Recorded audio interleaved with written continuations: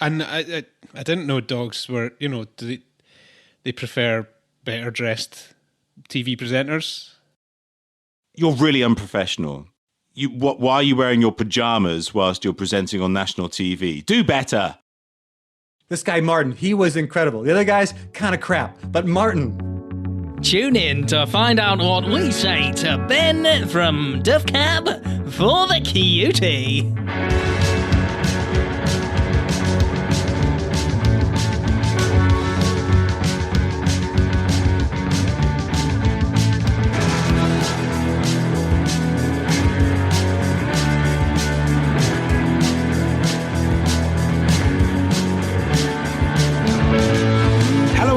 And welcome to another fabulous episode of the Neutral Cider Hotel podcast.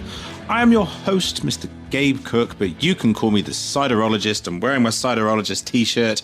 I'm going to say Ciderologist lots today. I get the feeling.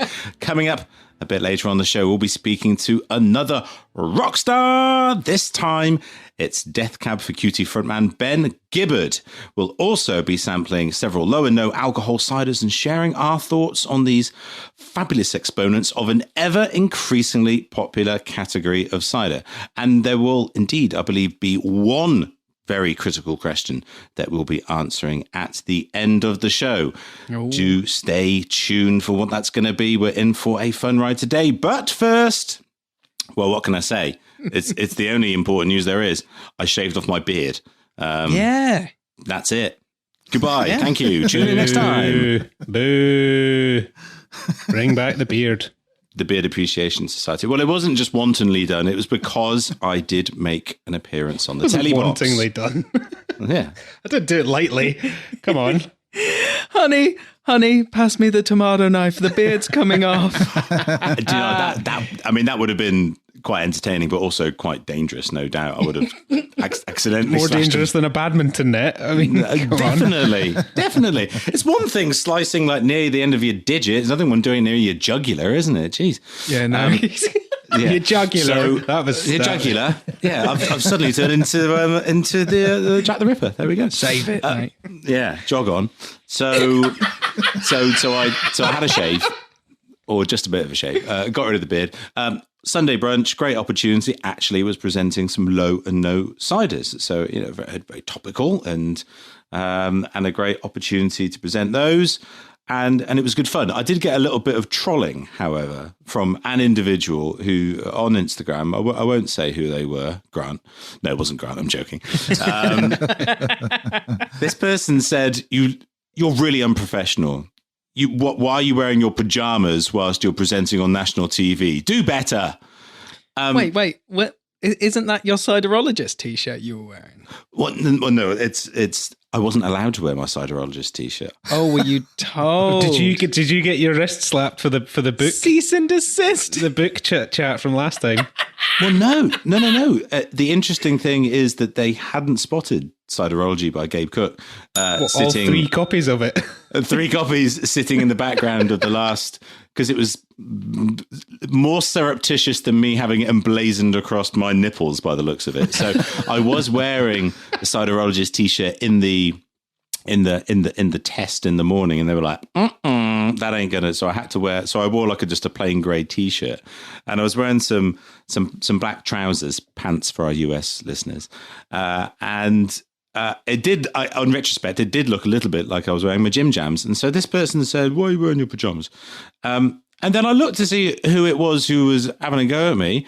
It wasn't even a human being. It was a dog. And so I responded. You should be put to sleep. Yeah, like Barry the Boxer or whatever your name is. At least I'm wearing some fucking clothes. Like, look at you. Most of yours, you're butt naked. Lay off, please. Scotland, you're off the hook this week. It's now the animal kingdom that we're going after. Jeez. Man, dog Instagram is a dangerous feral viper's nest. It's tough times. So there we go. That was the highlight of my week. What did you find, gentlemen? Martin Goodwin, Sharman, Grant Hutchison, dear boys. What rocked your boat, your world? I've had a good week, but the big news for me that isn't even big news. Oliver's in Cannes I mean, yeah, that's a game changer. And so much so that I looked and I was like, oh, I spent 96 quid. Oh, shit. Wozers. I'm down nearly 100 quid on I know it's a clever thing to do to sell it in 12s only. fucking. But yeah, neither of us have tasted it, Gabe. You have, so. Do you know what? Dare I say, I might be having my very first sip of it right now. This is the cider rather than the Perry. It does exactly what It says on the tin. Don't tell me you didn't know that. No, I didn't. It does exactly what the can has described on the side. It does exactly what it says on the metallic vestibule. Yes. Oh, Gabo, come on. Anyway, so yeah. When I was a little boy, my dad he worked abroad for a bit, so he used to record these little cassette tapes of his voice, so I'd be able to remember his voice, and he created like a superhero character. Gabe would get out of bed and go down into the field behind and go under the bridge, and he'd get his magic cape and sword, and he would become Gabo. Bit of effect there, Scott. Gabo. So Gabo it is. Yeah, there we go. I thought you'd enjoy that. Anyway, back to the cider. Yeah, it's funky enough, but clean enough. It's spicy. It's balanced. It's great. Good enough for superheroes. I'm glad it gets this superhero seal of approval. I'm honestly pumped, and it's not that Tom's leading the charge. I want to see what else comes out in cans. I know that we spoke to Duck Chicken, but I think the more stuff that's more easily accessible, and especially in the summer where people are going to be going nuts now, having something that you don't have to store upright in the fridge and that's a winner for me. But yeah, we'll just see how it goes. All right, well, it's probably time to put everyone out of their misery. That's it for our opening segment. There's no news that's worth sharing if it keeps us from our main guest. So up next, we're skipping the news entirely and getting straight onto our conversation with Ben Gibbard.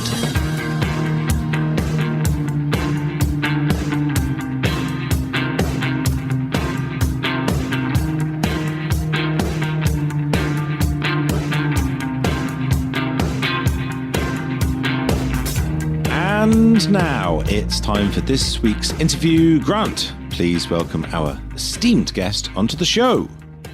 Today, we have got the frontman of not one, but two of indie rock's most loved bands, Death Cab for Cutie and the Postal Service. And in a year when most musicians welcomed a break from touring and performing, our guest treated fans to live streams from his house, a live Postal Service record, and a new Death Cab EP celebrating a political victory for the Democrats in Georgia.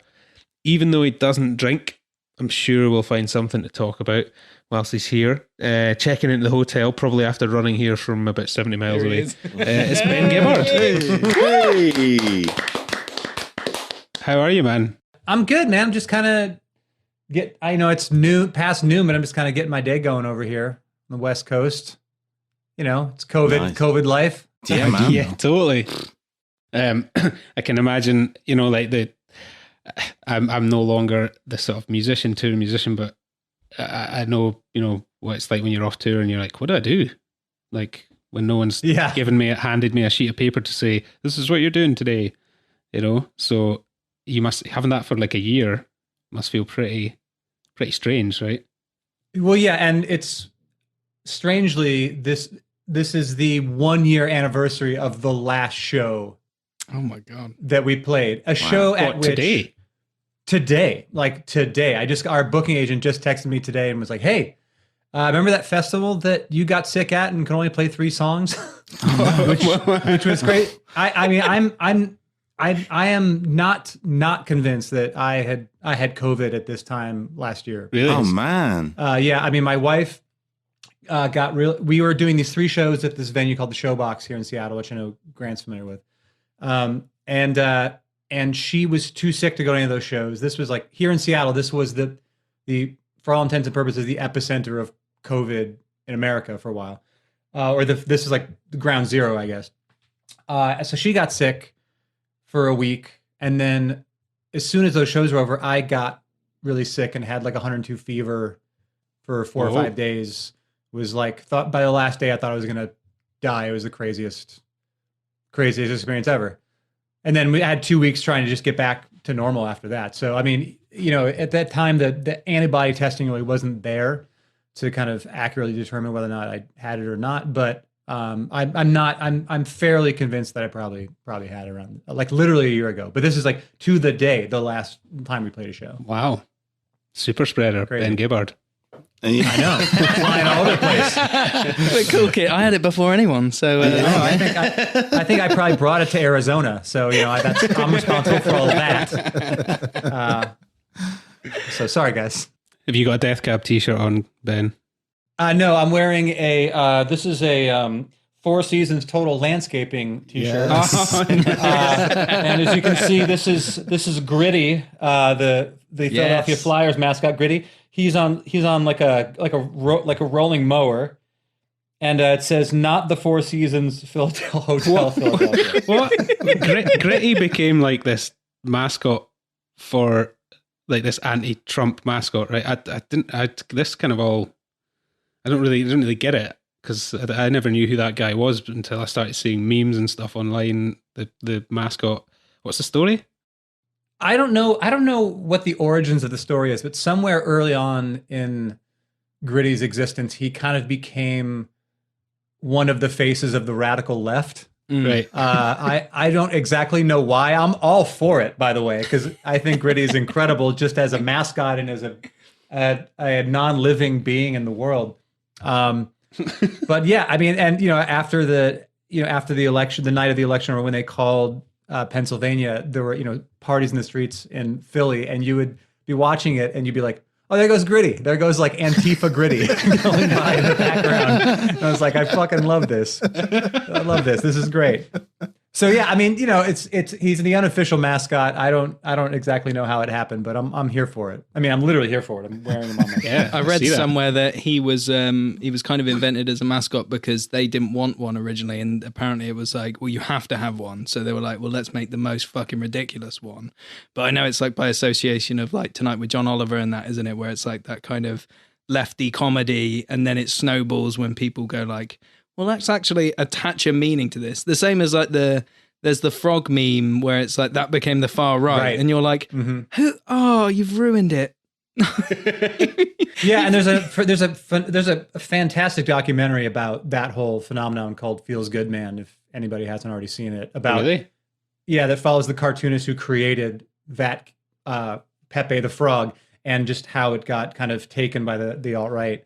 But Philadelphia is also it's where the Philly Fanatic is from, which is the baseball mascot, which is arguably the greatest mascot in American sports. So there was a high bar to clear there, and it's clear by Gritty's political activism as well as his social media presence that he is 100% like he's bringing it for Philly. I mean, who would expect anything less? He just got cleared last year for assault, didn't he? Against a child, like it was thrown out of court. Like he has an Gritty? actual, yeah.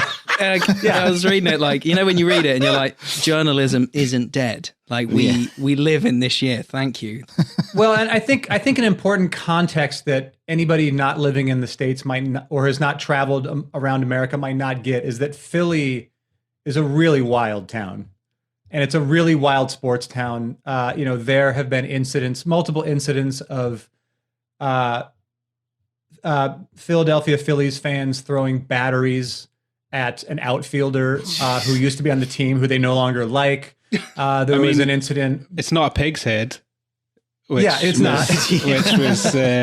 Which was in Spain, right? Barcelona, Real Madrid. Right. Luis Figo got a pig's head thrown at him for moving from Barcelona to Real Madrid. I mean, I don't know pig's head's Are you worse, trying right? to show it up? Is this some kind of like, what's more severe, hitting the head with a pig's head or a sock of batteries? Yeah. It wasn't a sock of batteries. I made that up. I made that up. Those tiny little flat ones. Little watch battery. Yeah, the tiny one, the watch batteries. Yeah. Maybe. might have been. I mean, we're great. We're grading on a curve here in the States. Yeah. I think like anything that if we're trying to compare any kind of sports hooliganism in America to what's happening in Europe or in the UK, I mean, we're minor leagues compared to that shit. Oh yeah. Yeah. So I mean, we've got a long ways to go. When I first went to a US sports game, what was it? Hockey. I mean, you took me to my first baseball game actually then, in Detroit. But I just couldn't believe that the fans are all like in together, like the different sides. I was like, is that not a thing outside to keep everyone apart? Is that just an us thing? I think it's just a you guys thing. Yeah. I think it's just a football thing. It's in the US. It was like there was like the opposite, the opposing fans. There wasn't a home and away end, right? No, they may do that in like college football, but that's like a student cheering section. It's not because of the safety of the other fans. Yeah, that's the a cappella group.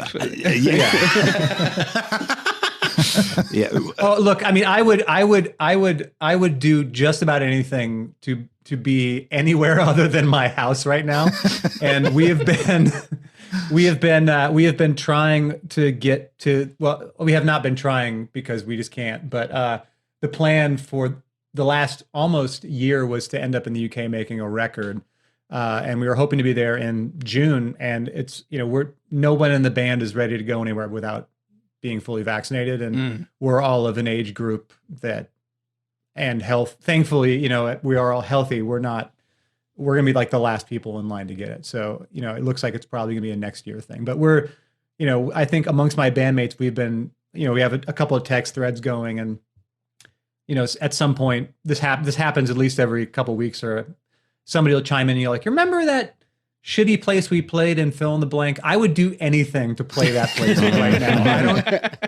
That weird place in Switzerland that like the stage was on the bar, like whatever, like basement show, whatever. I'll do anything at this point. So I think once we're able to start congregating in mass and do anything together, I'd like to hope that people leave this period with a real sense of gratitude and perspective, and how fortunate we've always been to do that without any consequence, basically.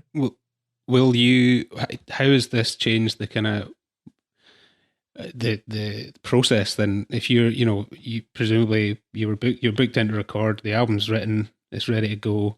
That's now going to be potentially a year later. I assume someone like yourself is continually writing.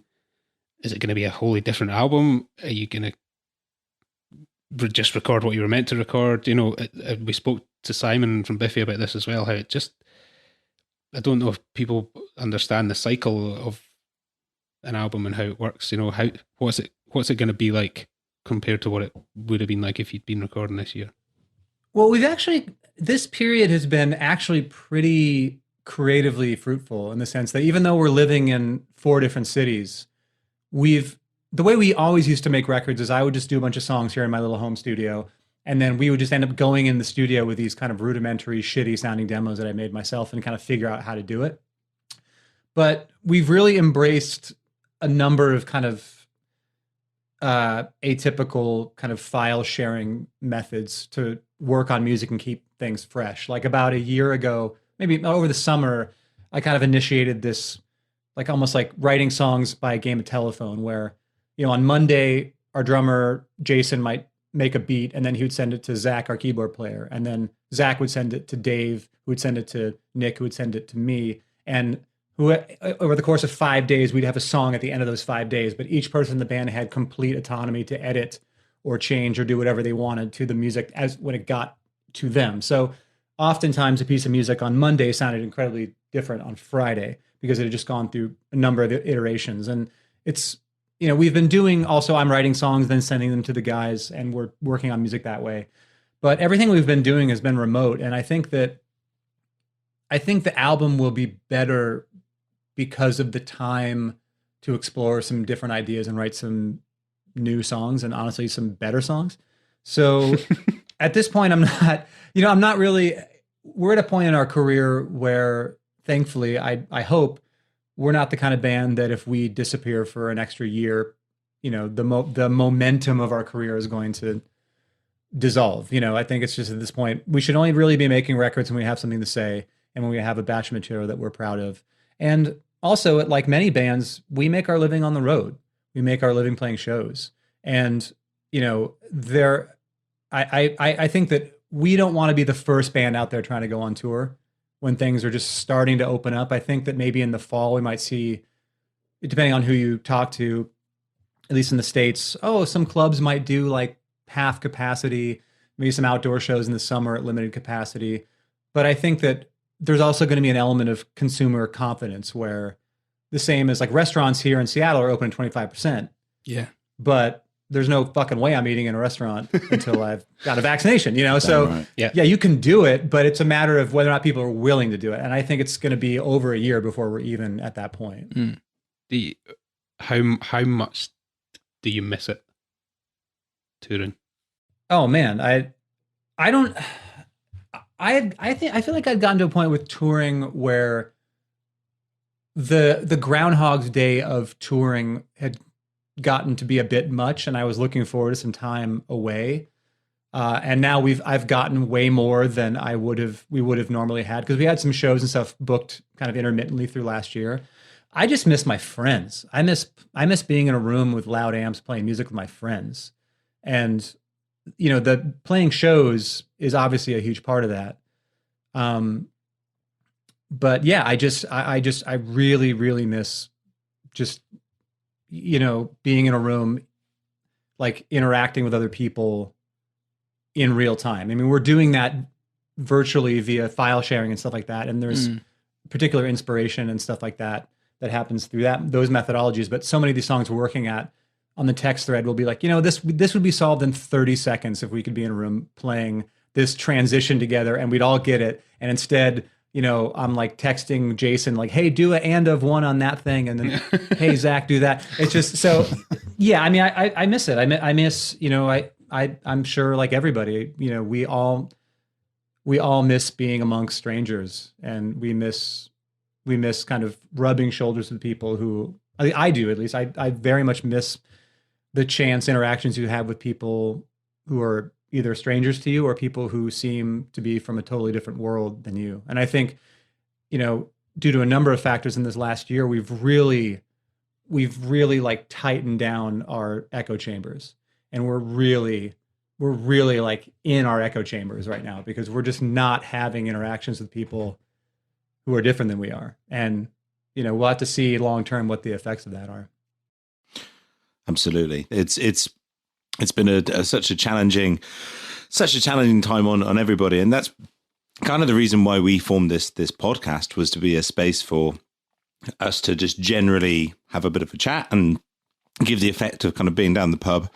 Excuse me. But there is a slight focus around a particular drink, cider, which is the thing that has brought all of us together in our various forms. And what a segue. As we like to do, we're going to have a bit of a taste. Actually, we've each got some ciders, and we've chosen some low and no alcohol ciders this week. Ben, do you have a low or no alcohol cider to hand yourself? What have you got? I do. I there was talk of some things showing up in the mail, and I think just given the way things are around here, that didn't quite happen.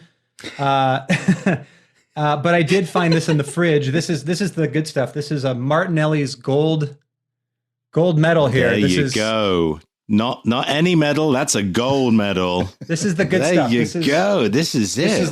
This is 10 ounces, 180 calories of sugar. I mean, this is like the real deal here. So this is it. All the Def Cab fans listening going like, enough of the music. Chat about alcohol-free ciders with him. We've not heard enough of it. Okay, now. Well, I'm opening up a bottle of Crafty Nectar 0.5, and I've also got a Hogan's High Sobriety in front of me. A couple of ciders that I'm fans of. Grant Martin, what have you got a hold of? For clarity's sake, Westerns have done one with Who's gushing? Well, Who's hang got on, the that gush? Scott has done the biggest gushing. Oh no, mate. Oh no! If any, Well, at least it's apple juice. Yeah. no, that's bad because like That means there's it's probably sugar fermented again. everywhere, corroding, burning, Thank you. coating, Thank you. crusting. Oh, gosh. Oh What, no, what mate. you've got is less healthy than what we normally drink, Scott. God damn. So- Just rub it in. Oh yeah, no, without a doubt. Without a doubt. This is like 10 ounces of diabetes right here is what this is. I mean, Cheers, I know what it everybody. is. Well, That's it. I know you don't drink, possibly for health reasons as well. And we've made you drink the sugariest thing that we could find. So apologies for He'll that. burn it off in Yeah, one yeah. of 50 runs he'll do this week, so don't worry about That's it. true, yeah. We'll get on to that. Well, Grant, what are you drinking? I'm on Weston's. They've done Marks and Spencer's 0.5. It's just a nice sugary apple juice, to be honest. I'm not going to lie. It's nothing more, nothing less. Mine is, I am from Care No More in Perth in Scotland. Alcohol-free Pictish cider with elderflower. Ooh. Ooh. Is it made by actual Picts? I don't know. Okay. Well, we're well informed and we're educational. This is a great fucking listen, isn't it? Absolutely. Absolutely. That seems like, when I first quit drinking quite a while ago, I would be very self-conscious about ordering non-alcoholic beers in bars because it seemed like it was just the beginning of another conversation that you may or may not want to have at that particular moment. Yeah, yeah. Mm-hmm. Also because those beers tended to be like in the back of a cooler, like literally just with dust all over them. But that cider that you just rattled off, Grant, sounds like that would be a really that's a conversation that you're going to have if you order that. Oh, at a yeah, bar. yeah. Well, Ben, with drinking at all in any social situations, do you avoid anything that mimics alcohol, or do you find that drinking now is different in the sense that you can get more, or do you avoid it entirely? I kind of I appreciate the like once in a while like a non-alcoholic beer, but I find that they're just because of I don't know the science of how these things are made, but they're just really sugary, they're really sweet. So it's just like you have this like tracer of beer flavor and just a lot of sugar. Yeah. And they're actually doing pretty amazing things here with these like a non-alcoholic kind of spirit things. There's a company called Seedlip that makes these mixers Yeah, that we've kind got of that work here like as well, yeah. Okay, cool. Yeah, they work and you can kind of make tasty drinks with those, but for the most part, I just don't like sugary shit.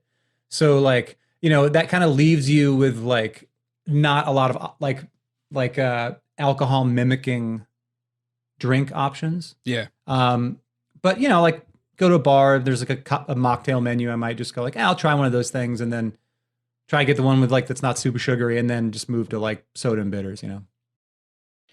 Was the non-drinking thing a sort of response to the touring, the relentlessness of that, and it's something that I was always aware of, and obviously saw it's something that Scott struggled with as well. With touring, was that a factor in it?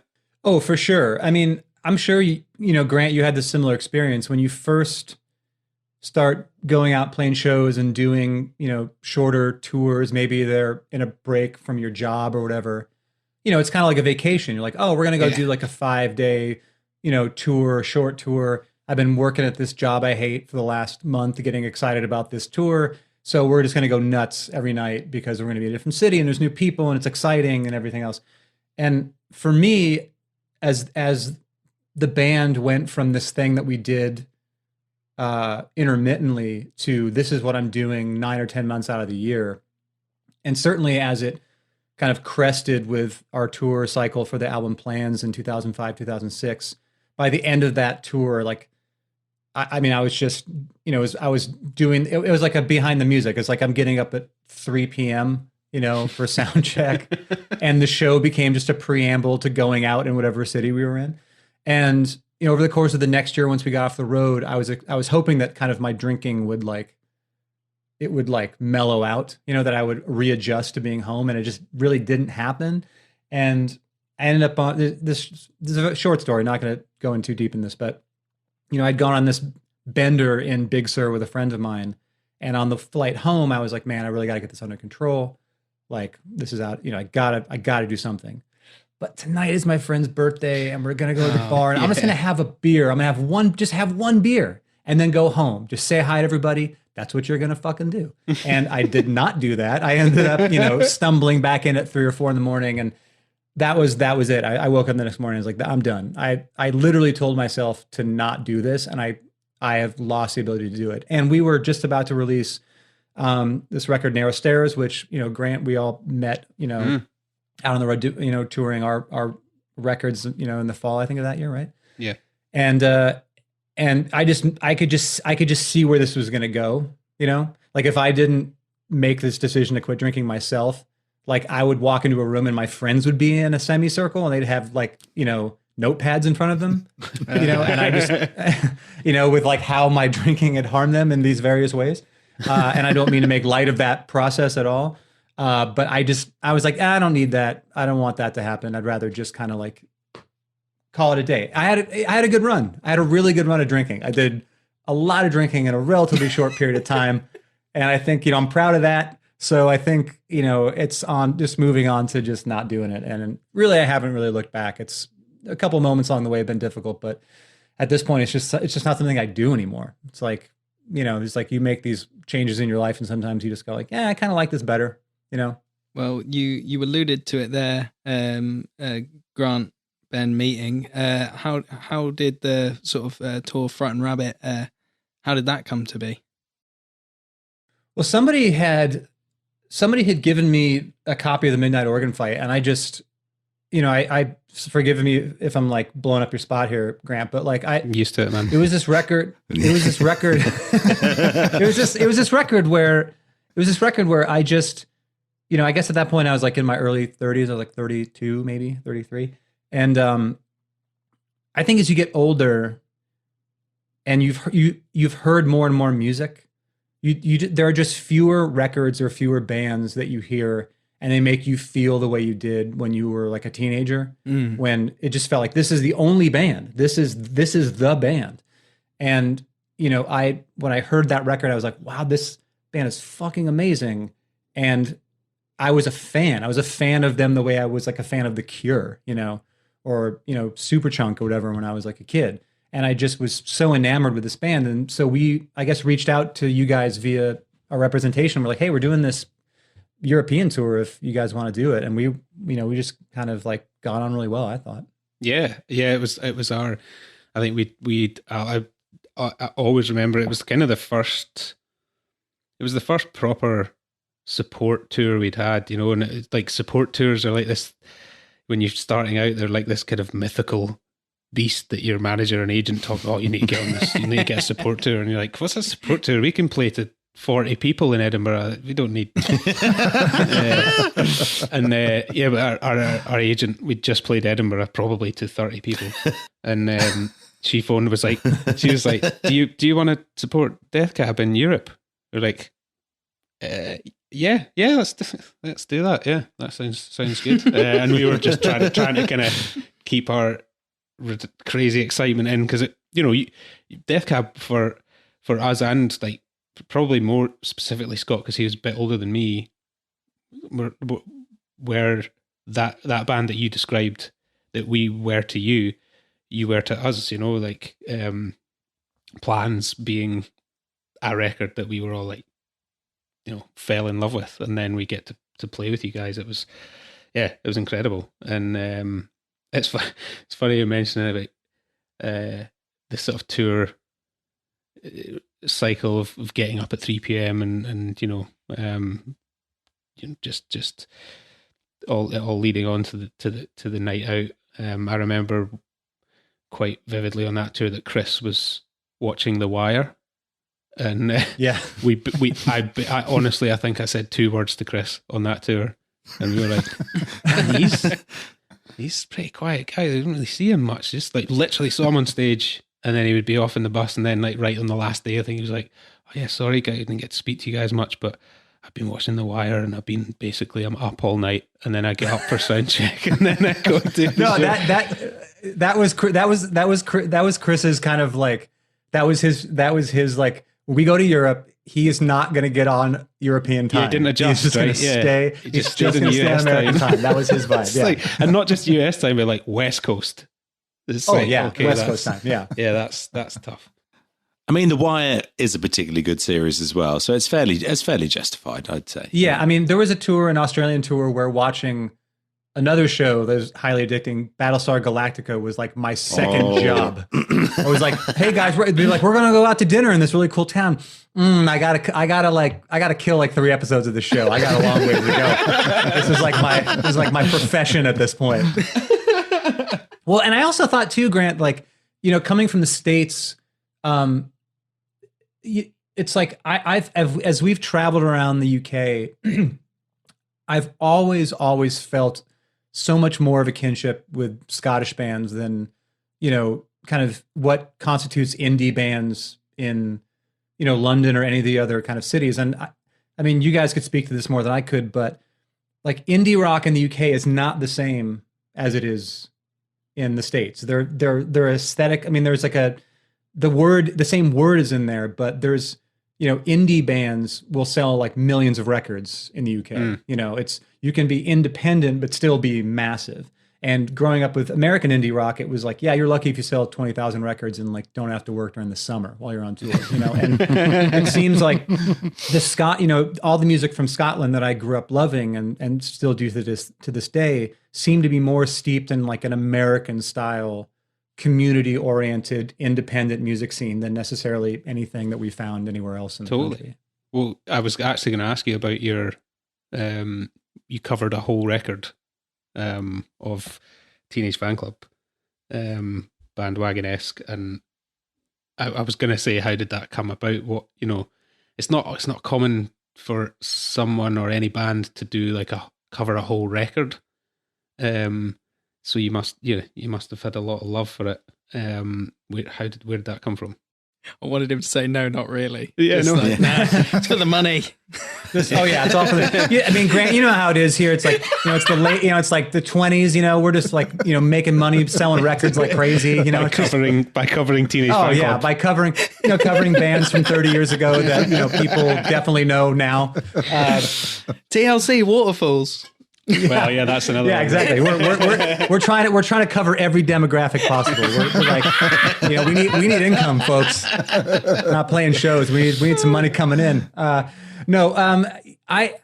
Teenage Fan Club to this day is my favorite band, and there is a label here in Seattle called Turntable Kitchen that started this project where they were just reaching out to artists or bands to cover whole albums, and then they were doing like a short limited run of vinyl. And they had like real budgets and stuff like that. So I was like, okay, well, yeah, sure. This seems like a perfect opportunity to kind of take this record apart and kind of see how it all works. And yeah, I mean, that record, the original Bandwagon-esque, was, when I was coming up, as a kid, there seems to be this kind of trajectory, and like, at least, people of my generation who kind of find their way into independent music, and it usually is like punk rock, hardcore. Then it's like independent music, and then slowly people kind of move away from Black Flag, and find like other music that they also like. Once they've got the tattoo. Yeah, but like I was the kid who was like, yeah, my friends are going to see these hardcore bands, and like I kind of don't like them. I'm kind of not into it. But I kind of got to go because like I have to act like I like this. But meanwhile, I had heard Teenage Fan Club, and without knowing the obvious references of like the Byrds and Big Star and kind of those power pop groups, I just fell in love with it because it sounded like the records that were on in my house when I was a kid. And it had the elements of like kind of dirty, like proto grungy kind of like guitar stuff, and it felt kind of like a little bit dangerous, but still really beautiful. And they immediately became my favorite band, and cut 2 years later doing this band, I've gotten to play like on stage with them, and Norman and I have kind of become buddies, and it's just, it's those moments you have in life where you're just really tripping out that, the people that made you who you are, you get to know them in some small capacity as human beings. And that's just been a real amazing experience for me. Yeah, much like me sitting behind you at a Detroit Tigers baseball game, being like, what's that? What's that guy do? You never realize how dumb a game it is until you have to explain it to somebody who doesn't live in the States. There's so many stupid rules. Hang on. You're talking to the broader aisles that invented cricket. So it's still a bat and ball game. Cricket's pretty simplified compared to baseball. Like, no, but baseball's like cricket for people who want to drink, isn't it? It's designed to be, you go to the game and it's like, you're there all day. Like, I know the guys at the Dollop, the podcast, they talk about it and they're like, it's fucking stupid, but it's designed for us to get pissed at. And I'm like, oh, I get that. Cricket's like that, but I fucking hate cricket. Yeah, it's more obnoxious. And those matches take like a week, right? Yeah, well, they take days. Like it's an investment, right? Well, but so does baseball. Only 5 days. But baseball, you do your like 5 games, right? It's kind of similar. That's not similar. Is it? Cricket's shit. Never mind. Whoa! Cricket's not shit. It is. Gabe, I think we've all heard Ben say it. Cricket is shit. So, yeah, Ben. Put that in the header. Like Death Cab for Cutie frontman goes to war with cricket. No, I've had people try to explain cricket to me, and I had the same look on my face that Grant had on his when I was trying to explain what a sacrifice fly was. So. It's one of those, if you have to explain baseball to someone who does not live in the States or a child, it immediately becomes obvious what a ridiculous game it is. But one of the reasons I think people love going to baseball games in the States is like, you really don't have to be super invested in what's happening on the field if you don't want to. Like the first time I went to like a soccer match here in the States. Obviously it's MLS, so it's like not real soccer compared to what you guys have, but and Death Cab for Cutie goes after soccer as well. Yeah, exactly. Yeah. Well, it's like Twitter's going to blow up on this one. Yeah, exactly. I'm a fan of the Seattle Sounders, but I think everybody knows that you couldn't put the Sounders in the Premier League and have them be competitive, right? These are just they're different leagues, they're different countries. It's all different, right? But I remember going to my first soccer match with a friend of mine, and I was like, all right, we're just going to sit down here and watch. Oh, we're standing up the whole time, are we? Like, there's no, it's like, okay, we can't, can I like go get it? No, let's stay the whole time. Okay, great. But baseball is much more leisurely. You can kind of just sit and like, I used to have season tickets to the Seattle Mariners, and I would go with friends and we would just bullshit and catch up, and then they would lose, and that would be that, Did you not have a thing where you wanted to visit every baseball ground in the country? Yeah, I'd like to kind of check them all off. Well, where are you at? Where are you at? I think there's 30 teams. I think I've gone to 17 or 18 parks. The problem is like the ones in Florida. Those are difficult. Not a big Death Cab town. Yeah, the Tampa Bay, like it's like you also have to like I'm not going to go to Florida for the sole purpose of going to see a Tampa Bay Rays game or a Miami. The Miami game. Like if I'm there and there's a game, I'm going. But the idea of flying literally as far as I can go in this country for the sole purpose of being in Florida to see a baseball game is just not something I'm going to do. Oh my God. Ben, how's the Martinelli's going down? Are you feeling your blood sugar level raising exponentially? Yeah, I'm just kind of sipping this right now because I don't want to go past the label on this bad boy. Yeah. I need an insulin shot. So you're obviously you're Seattle based, and if my research, which is normally pretty shady, is correct, you're from Bremerton originally, which is sort of just on the other side of the sound there, which with a little bit of research that I've done is you've got a fantastic blackcurrant festival that happens there every year. That's something that must be the highlight of the year. Have you ever been asked this question before, Ben? I'm sitting here having you tell me that, Gabe, and there's this in my mind. Let me take you through my thought process here. On one side, I could act like I know what you're talking about. But the problem with doing that would be you would determine very quickly via a series of questions that I had no fucking idea what you're talking about. Oh my God. Do you know what? With good reason, because I lied. It wasn't a blackcurrant festival. It's a blackberry festival. So it's very... It's like, oh, now I know what you're talking about. Why didn't you say, Gabe? Come on. Oh, jeez. Moving away from that, I was reading about how obviously there's been, because of the nature of the year that it's been, the opportunity to have to do things in different ways, but to explore new things as well. Your newfound love for Harry Potter. Let's go there. That's obviously top. Wow. This is top dollar, right? This is really important. Where did you read that? I've God knows some spurious link that Scott probably sent. I don't know. I must have, what you're referring to must be, I must have talked to somebody about the fact that during lockdown, my wife decided we should watch all the Harry Potter movies. Oh, I see. It wasn't necessarily of your own volition. No, I mean, I watched them, I'm sure I could have, we don't have that kind of relationship where one person tells the other one what they're going to do all the time. We had a discussion about it and I was like, sure, we're going to be here for fucking ever. I might as well watch these movies, right? It's like, I've seen all the Bourne movies. I've seen all the James, it's like, I've seen all the Star Wars movies. Let's start chipping away at other, long narrative structures. And it's funny because like these books and movies have been so popular worldwide. They've become such a part of like just people's lexicons and how people reference them all the time. They're so ubiquitous.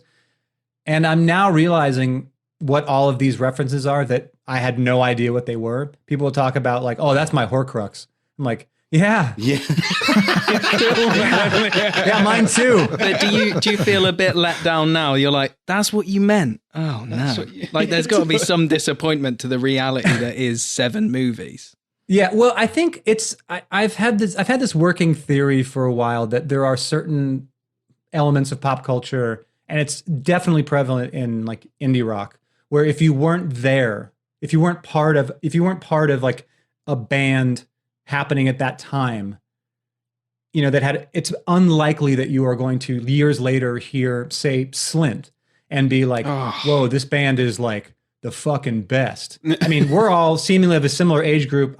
Seeing you guys shake your heads, you're like, yeah, fuck yeah, Slint. Yeah, fuck yeah, Slint. Wait, I'm way younger than all of you fuckers. Don't lump me in with you guys. I've got all you've seen is my receding hairline and gone, yeah, no, he looks in his 40s. Yeah, I just see 5 dudes with beards in front of microphones. That's what I'm going off of.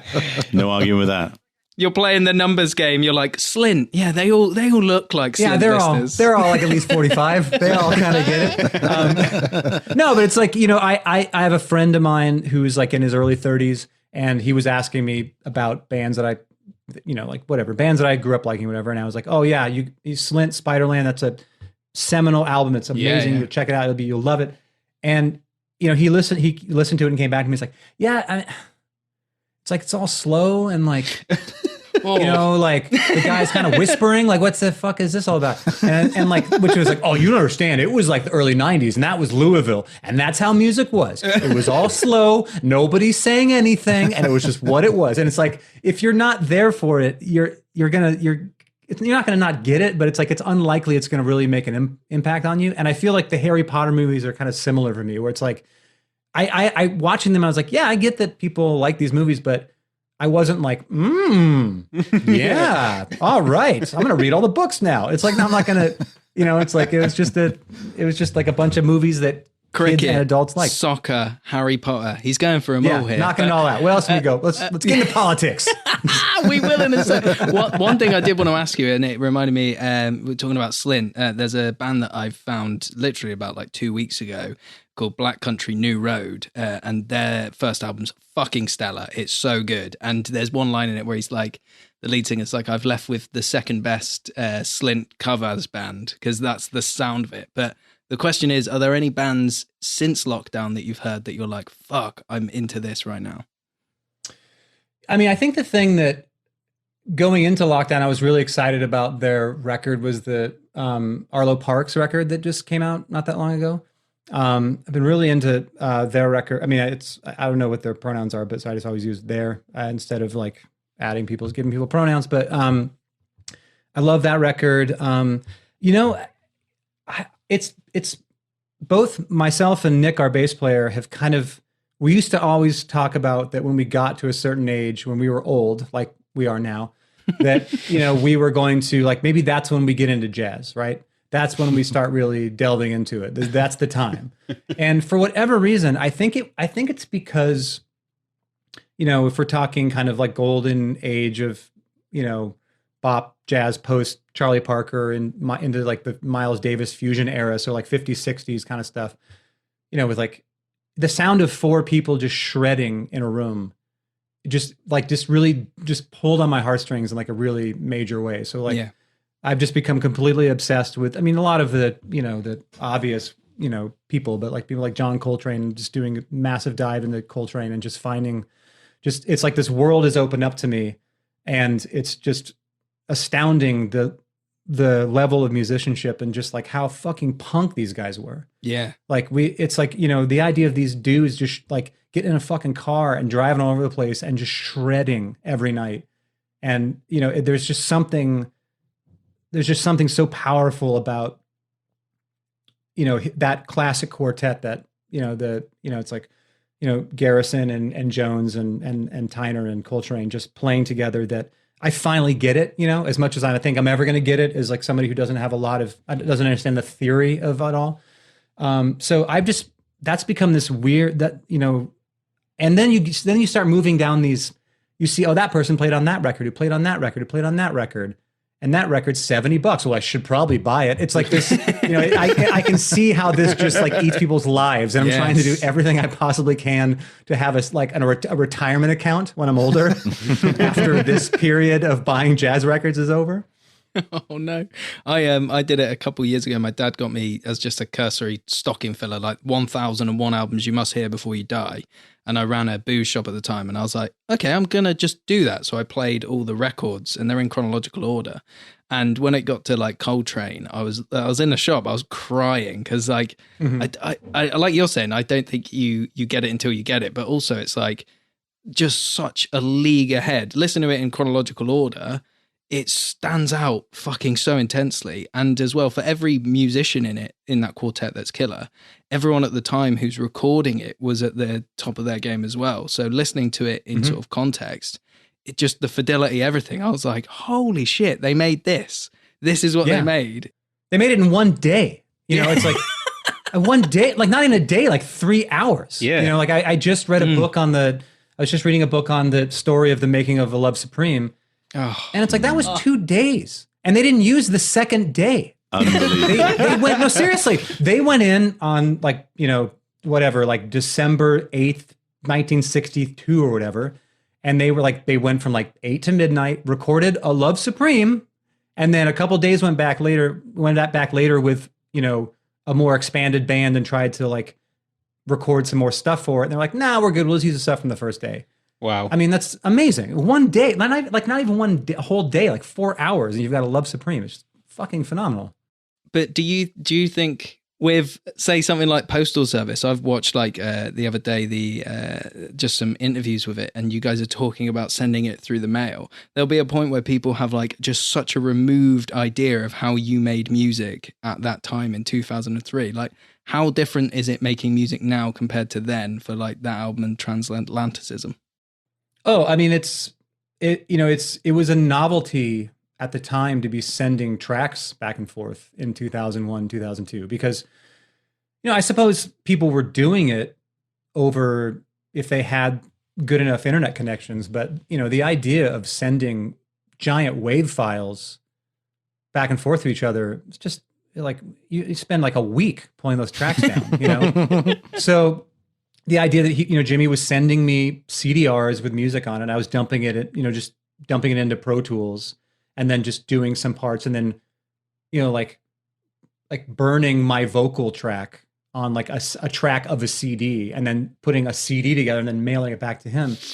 I mean, I think people saw it as like rather novel at that point. But what's been interesting in this period of lockdown is that, I think one thing that's been a slightly kind of, I don't want to say annoying is not the right word, but kind of interesting, is that a lot of artists have been using, this time to do music via Dropbox and file sharing and stuff. And there's, I've noticed it with a couple albums that have come out during this last year where, it's like, this is their lockdown quarantine album. It's like, you're not going to believe this, but this, person was making music with somebody in Miami and they live in LA. Like, how amazing is that? It's like, yeah, that's how people do it now. That happens all the time.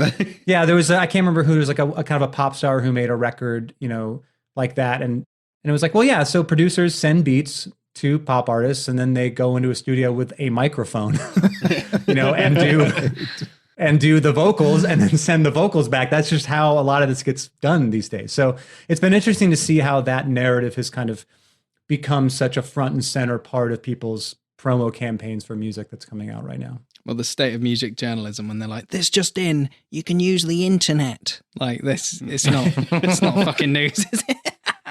Yeah. I mean, but it's, but that record, the Postal Service record was it was just it was like a weird little snowflake, like something that, we thought we'd just kind of make it and it would just be this thing that maybe sold 10,000 copies and, was a little just kind of feather in our side project caps. And then without really doing anything, the record just kept selling and selling and selling at a time when people actually sold records. So it's just really wild to be getting sales figures from Sub Pop. They're like, I'm with Death Cab, but we're on tour. We're not promoting this record. And it's like, yeah, we just crossed over this threshold, that threshold. And it was just a very odd thing to be part of because it wasn't as if it was your record. It was like, you would just kind of like push this boat out into the ocean and it, went on this journey that you didn't really have much to do with. Do you feel that there's like different fans? Like, how was it? You're the crux of it. I love both bands, but like, I think Postal Service at that time for me was one of those records that I was like, oh, fucking hell. Like I would have been 13.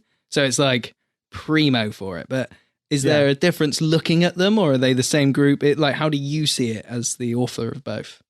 Well, at the time, there was a kind of precarious balance for a while there where, the Postal Service record came out in, I believe, like March or April of 2003, while we were recording Transatlanticism. And Transatlanticism came out in October of 2003. So there was this period over the first 6 months of the Postal Service record being in the world where, Death Cab was like fairly successful for an indie band in America. We played like 1,000 people in some bigger cities. And I think our third record had sold 40 or 50,000 copies, which for a band at that time seemed like a lot, And then all of a sudden, the Postal Service record just starts kind of selling and selling and selling and selling. And eventually it had sold more copies than, the last Death Cab record. And then, there are people who they're not delineating between, if they show up at a Death Cab show, that we're just going to play songs from this record. People didn't get that. And it really wasn't until Transatlanticism kind of then became its own kind of cultural phenomenon where, all of a sudden there started to be a little bit of tribalism of people being like, I was a Death Cab fan before the Postal Service came out. The way indie shit always is, right? If you were on something first, then you're the OG fan. Anybody who discovered it a week later is somehow less of a fan. So there were a couple years there until Death Cab kind of started to kind of reach the levels that we did around Transatlanticism and Plans where, there was never a moment where I was like I'm going to go over to this thing that's more popular right now. Like that, Death Cab was my band. I started the band. I wasn't going to, these are my best friends. I'm not just going to, go over here and, do this other thing because it's more successful. But I think there was a little bit of kind of nervousness within Death Cab that the Postal Service was doing as well as it did. And, we were in such a vulnerable position kind of between records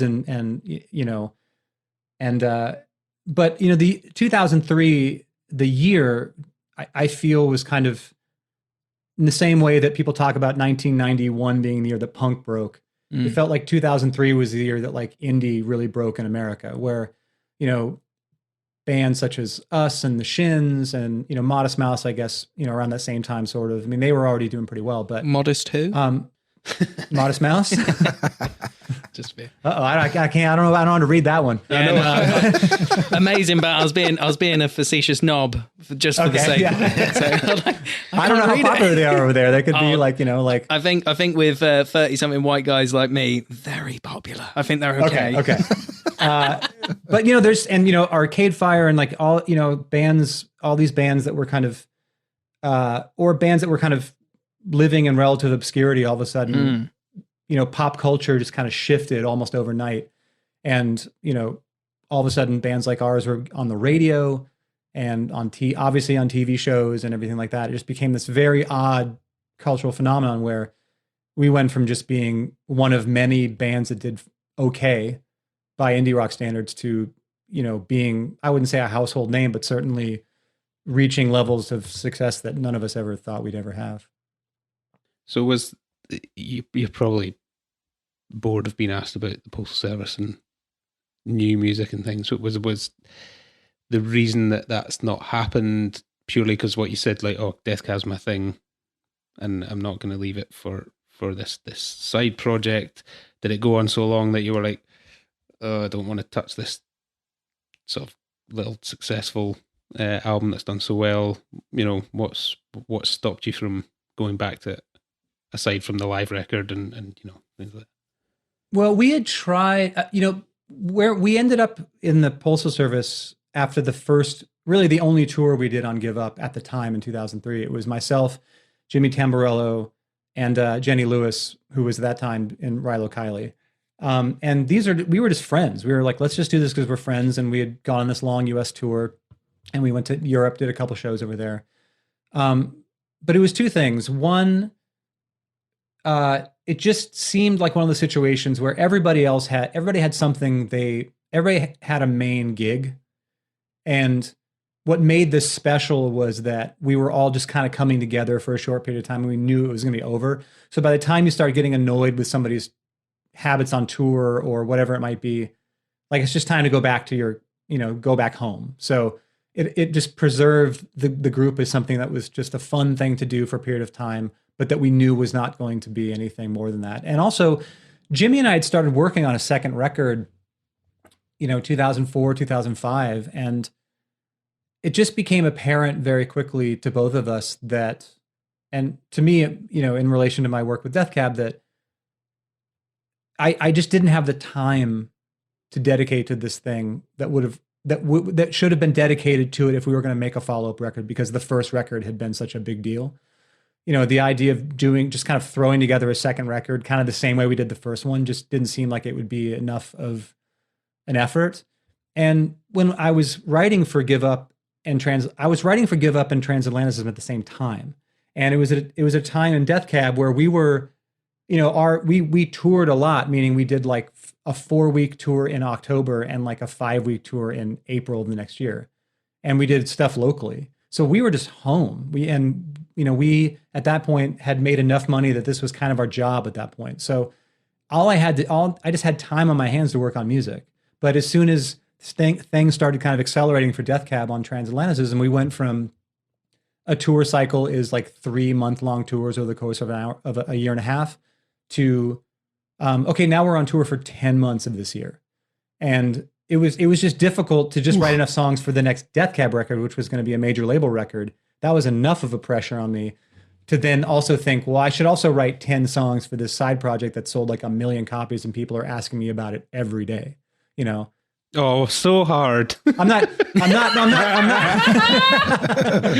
Everyone's really into the thing I did. I know that I realized just as that came out, that's not how I meant it. Either from you, Grant, like asking the questions about it, or me thinking that like I'm getting stopped in the street every day in 2021 about this, which I'm definitely not. But at the time, it was just like every interview that we did for Death Cab, there'd be somebody going like, okay, and I got one more question. And then I'd be like, I would just answer the question before it was even asked. Like, I don't know when we're going to do our post. And it's like, how'd you know? It's like, I do 5 of these a day. So, it was just, there just wasn't enough time. And it also just felt like that was this moment in time that like it had come and gone. And, at a certain point, trying to follow that record up just seemed like there was no way to not disappoint people. You already feel like you're disappointing people when you try to make a record after a seminal record anyways. You know, like, how are they going to follow up this record that everybody thought was great? It's like, we're not, you know, it's like, we're just going to make another record and you're going to like it or not. I don't know.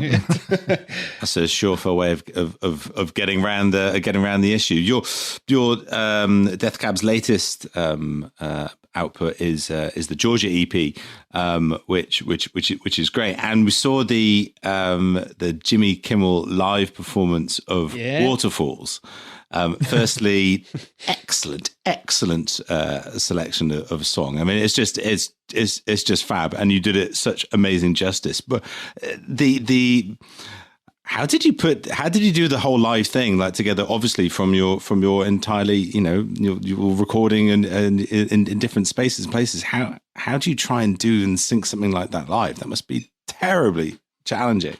Well, it was definitely not live. We all recorded our bits, and then somebody cut them together. Yeah, I mean, there really is not the technology to do 5 people in different places playing music at the same time.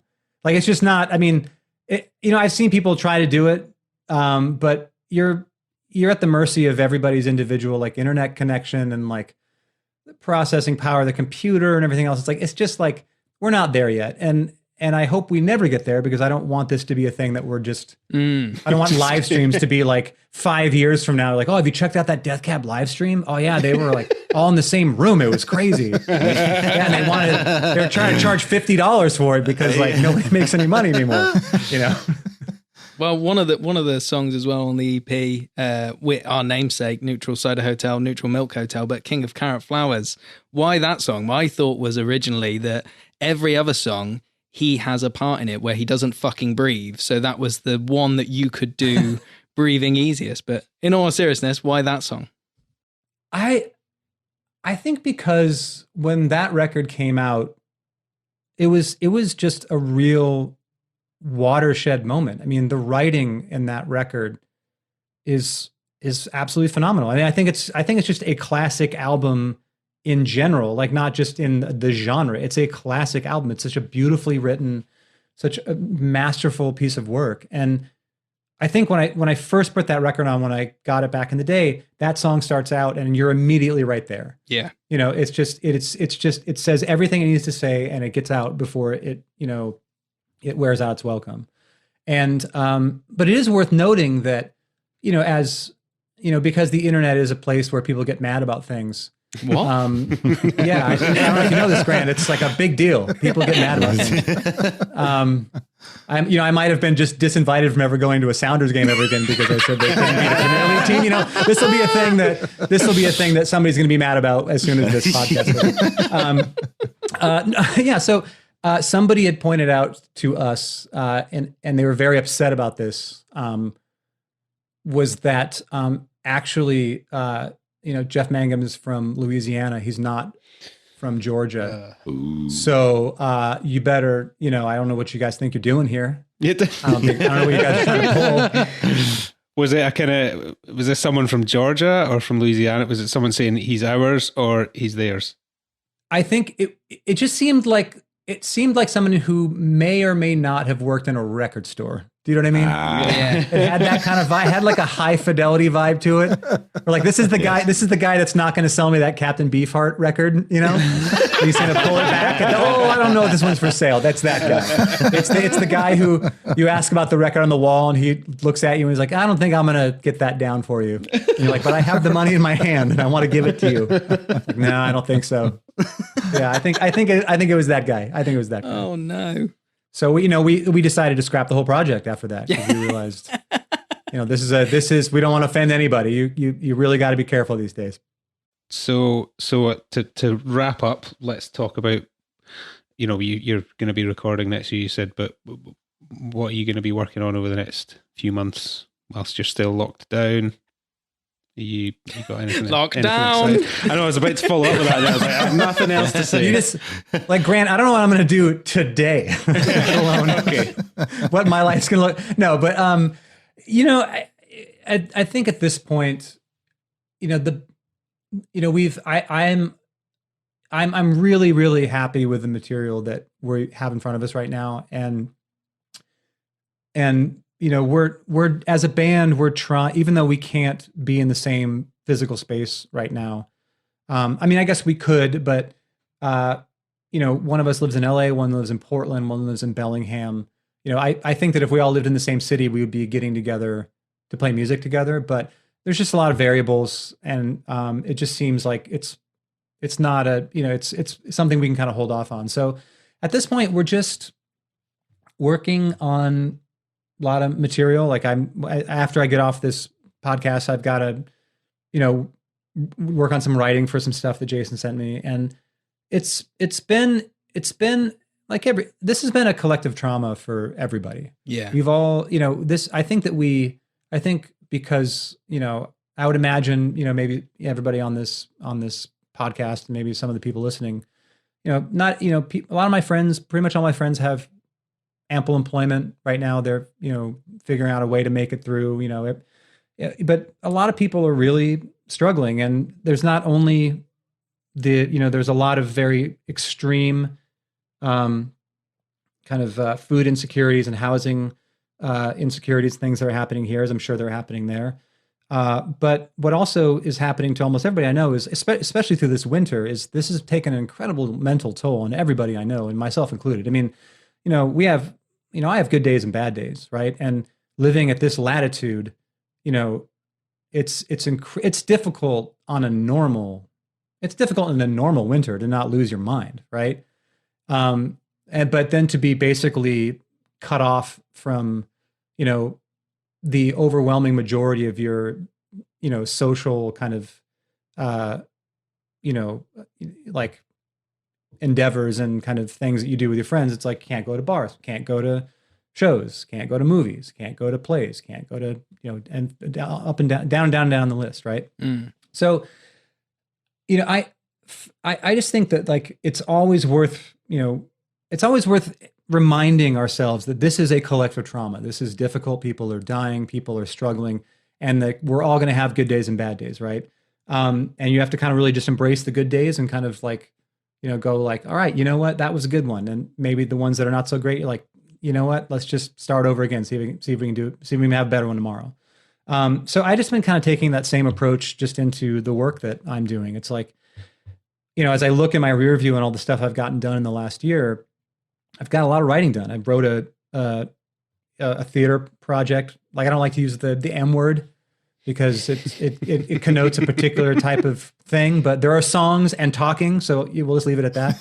I wrote this theater project with my friend Daniel Handler, who famously wrote the Lemony Snicket books, and my friend Torquil Campbell from the band Stars. And we just kind of worked on this kind of theater project together remotely, and we get together every week on Zoom and talk about it and write songs and I would never have had the time to do that if we weren't in this situation. The band would not have the body of material in front of us to choose from if we were going 24/7 like we were before. So I don't want to say I don't want to say this. I want this period to be over as much as you guys do, and as much as everybody that has been is listening, but there have been some opportunities, for personal growth and creative growth. I think for a lot of people I know that would not have occurred had we not been in this situation. And like I said, if I could snap my fingers and have this all go away and have this have not happened, I would do it. But I think at this point, there's no point in not taking an opportunity to just acknowledge the small number of good things that have come out of this period. Well, it is a curse, but there are blessings to it as well. And like, obviously quite a selfish one here. There's no way you and I would have chatted. So for me, I'm like, what? But also as well, one thing that's kind of got me through all of this in the downtimes is the music. And just to bring it back to it all, but like Title and Registration is one of those songs for me from my youth. But because of you coming on, I've been listening to it again. And honestly, thank you so fucking much. It's a banger of an album, but that song for me is just like, yes. So just wanted to say that. There you go. Well, I would, I think it would have been amazing if COVID had not happened and I just got an email from Grant and he just said, hey, do you want to hop on a Zoom with my friend Martin? And I was like, what's Zoom? Would be the first question. We're already texting, me and Martin already. I don't know why you're trying to introduce me, Grant. Yeah. I know, I can't believe I got to do this with Martin. That's what Ben's going to say to his wife when he gets off of here. This guy Martin, he was incredible. The other guy's kind of crap. But Martin, he spells his name with a Y. Yeah, there you go. that's crazy. The English way. Yeah. There you go. I might not understand that as a Scotsman, Grant, but the English do it proper. So, no, Ben, seriously, thank you so fucking much. Thanks so much for joining us. And I think we're all looking forward to Death Cab the musical. So. Oh yeah, no, it's going to be. I'm dancing in this thing. It's amazing. No. Well, look, you guys. I mean, this has been a lot of fun for me too. So I appreciate you guys having me on. Thanks, man. Awesome. Thanks so much for joining us. Absolutely.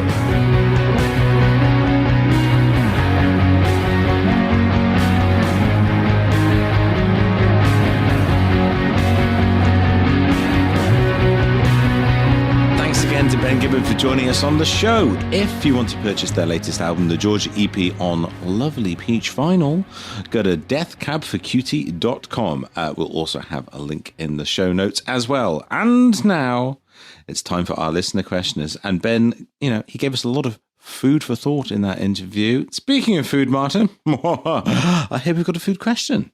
Oh, here he is. Smooth. So, segue. Got a little question. We've actually got a bank, so I've picked a nice one. Like I say, food for thought. Richie Featherstone on Instagram said, "Love the show. Got a question.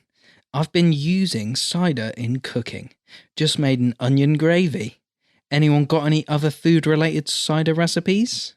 Thanks." So, Richie, first off, thanks for your question, and it's one that I've got to say we've not had it before. A lot of the questions are quite similar in tone.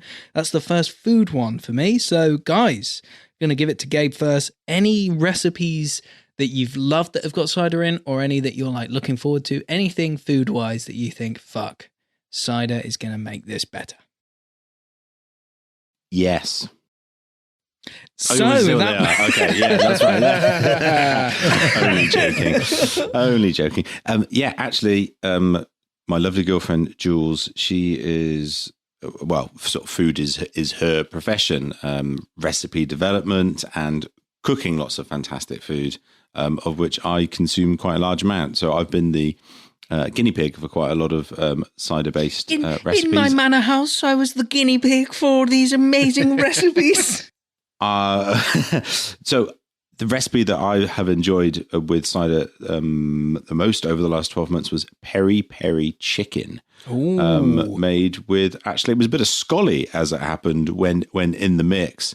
It is it's obviously a chicken dish that has sort of Portuguese, Southern African links, and yeah, we used a bit of scully in there. And which scully? It was the Golden Delicious, as it happened.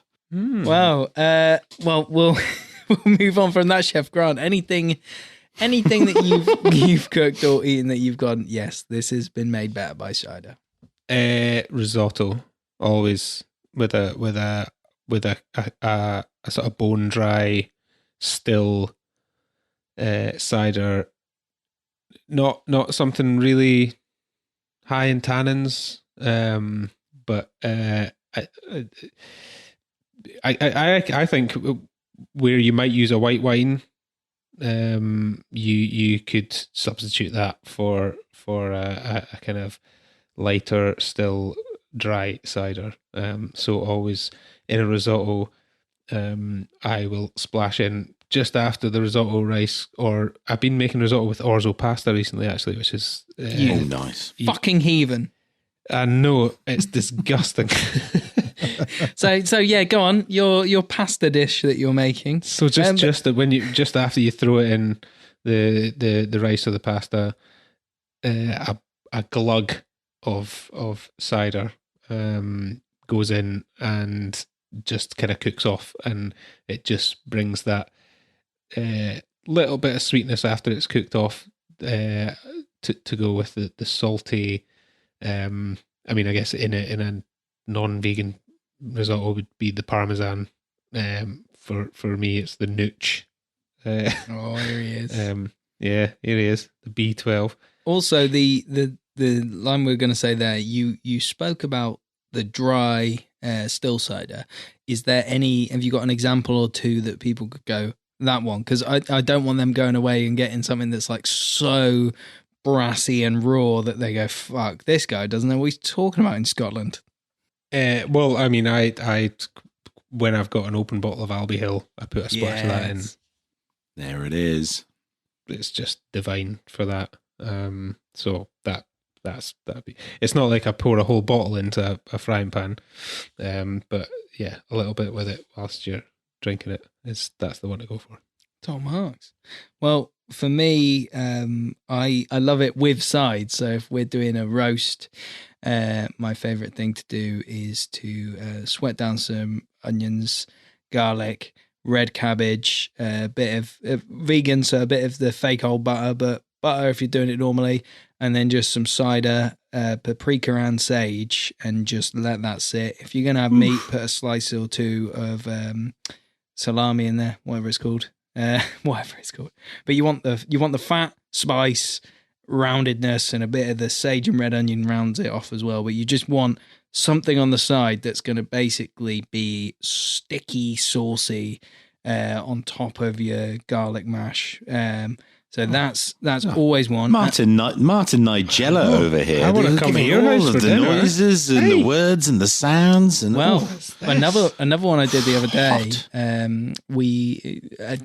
A little side note for you guys: we love kohlrabi in the Martin Goodwin Sharman household. We're really big advocates of the turnip family. But if you are making a mash, so every time I make mash, if you're using butter, but if not, butter replacement. But it should essentially be, sorry to my arteries, half butter, half potato. That's like the measurements. And we like a bit of kohlrabi on there. So when you're stewing the kohlrabi, cut it into chunks, and you boil it in cider. And you let that just keep going. And then you add potatoes, and you top up with boiling water, and you boil that for the length of the potatoes that need going. And then you mash that together. And a little tip, anytime you're boiling potatoes for mash, put a garlic clove or two in at that stage, so that when you're mashing, you just create this lovely, gorgeous, rounded character. And then 2 scoops, I say scoops, not spoons, but 2 fucking scoops of Dijon mustard, mash that all together, add your butter, and you end up with this fucking rootin', tootin' beast.